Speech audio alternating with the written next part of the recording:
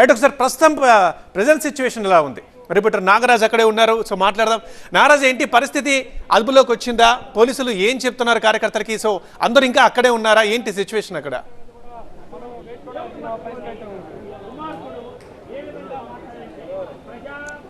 ఆగ్రహావేశాలతో TDP కార్యకర్తలు ఒక్కొక్కరుగా ఇంకా అంబటి రాంబాబు కార్యాలయం అదేవిధంగా ఇంటి వద్దకు చేరుకుంటున్న నేపథ్యం చూస్తుంది. మొదటగా మహిళలంతా కూడా ఇక్కడికి వచ్చి మహిళలంతా కూడా బైఠాయించి వెస్ట్ ఎమ్మెల్యే ఆధ్వర్యంలో వచ్చి రాంబాబు బయటకు వచ్చి క్షమాపణ చెప్పాలని డిమాండ్ చేసిన పరిస్థితిని అయితే చూసాం. అయితే పోలీసులు పదే విజ్ఞప్తి చేశారు. దీంతో మహిళలు కొంత వెనక తగ్గితే దివ్యాంగులంతా కూడా ట్రైసైకిల్స్ వేసుకుని పెద్ద ఎత్తున కూడా అంబటి రాంబాబు ఇంటి వద్దకు వచ్చారు.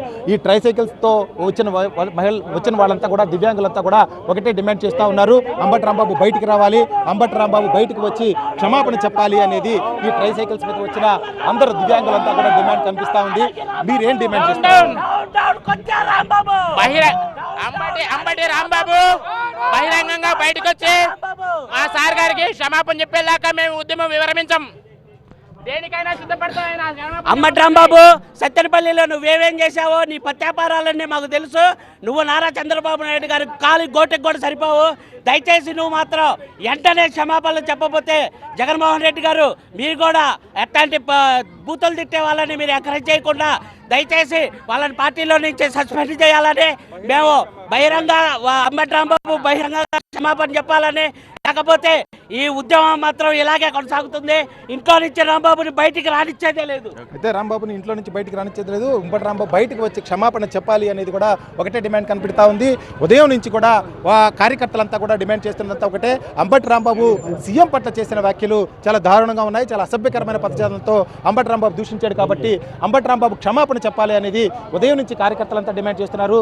ఈ మధ్యాహ్నం నుంచి కూడా ఒక్కసారిగా కార్యకర్తలంతా కూడా అంబటి రాంబాబు అదేవిధంగా కార్యాలయం వద్దకు చేరుకున్నారు. ప్రస్తుతం దివ్యాంగులకు సంబంధించినంతా కూడా ఇక్కడికి వచ్చి బైఠాయించారు. పోలీసులు లోపలికి వెళ్లకుండా అడ్డుకున్నప్పటికీ కూడా గేటు ముందు కూర్చొని అంబటి రాంబాబు క్షమాపణ చెప్పాలి, ఎందుకంటే బూతులు తిట్టాడు కాబట్టి క్షమాపణ చెప్పాలని డిమాండ్ చేస్తూ ఉన్నాం. అటువంటి సంస్కృతి ఆ పార్టీకి ఉంది కాబట్టి ఇప్పటికైనా అంబటి రాంబాబు బయటకు వచ్చి క్షమాపణ చెప్పేంత వరకు కూడా ఉద్యమం కొనసాగిస్తాం. అంబటి రాంబాబుని కార్యాలయంలో నుంచి బయటికి రానిచ్చే పరిస్థితి కూడా లేదు, అంతా కూడా ఇక్కడే బైఠాయిస్తామని చెప్పేసి ఆందోళనకు దిగిన నేపథ్యం అయితే కనిపిస్తూ ఉంది. చూడొచ్చు ఎంతమంది చాలా పెద్ద సంఖ్యలో దివ్యాంగులంతా కూడా ట్రైసైకిల్స్ వేసుకొని ఇక్కడికి వచ్చిన నేపథ్యం అయితే కనిపిస్తూ ఉంది.